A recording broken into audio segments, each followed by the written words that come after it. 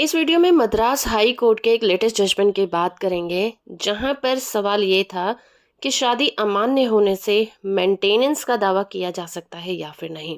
Case का title है Sathyamurthy versus अपूरा थारवे और इस केस की सुनवाई जस्टिस इलंगोवन की बेंच कर रही थी।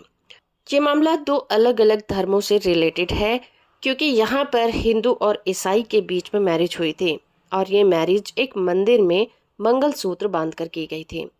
याचिकाकर्ता ने इस केस में तर्क दिया था कि ये मैरिज लीगल नहीं है, क्योंकि इसे स्पेशल मैरिज एक्ट 1954 के तहत नहीं किया गया था, जो इस तरह की इंटरकास्ट मैरिज को हैंडल करता है। इस मामले में फैमिली कोर्ट ने महिला को और उसके बच्चे के लिए मेंटेनेंस का आदेश दिया था, जिसे मद्रास हाई कोर्ट में चुनौती दी गई थी और याचिकाकर्ता ने इस मैरिज के लीगल होने को चुनौती दी थी और उस पर सवाल उठाया था।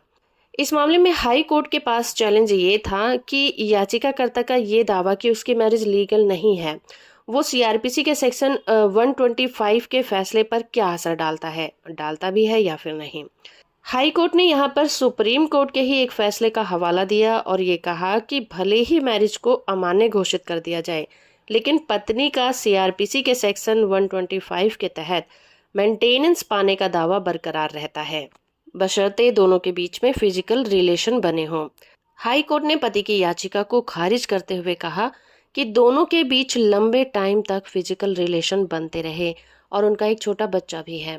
आगे कोर्ट ने कहा कि मैरिज की अमान्यता भले ही कॉम्पिटेंट कोर्ट के द्वारा की गई हो, फिर भी वाइफ को सीआरपीसी के सेक्शन 125 के तहत मेंटेनेंस का दावा पाने का अधिकार है और मेंटेनेंस मांगने में देरी पत्नी को उसके लिए अयोग्य घोषित नहीं करती, खासकर उम्र के साथ कंडीशन को देखते हुए तो बिल्कुल भी नहीं।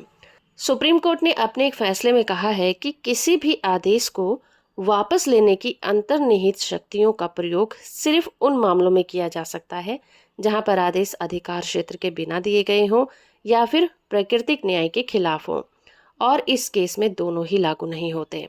इसलिए पति की याचिका को हाई कोर्ट ने खारिज कर दिया और मेंटेनेंस के आदेश को बरकरार रखा।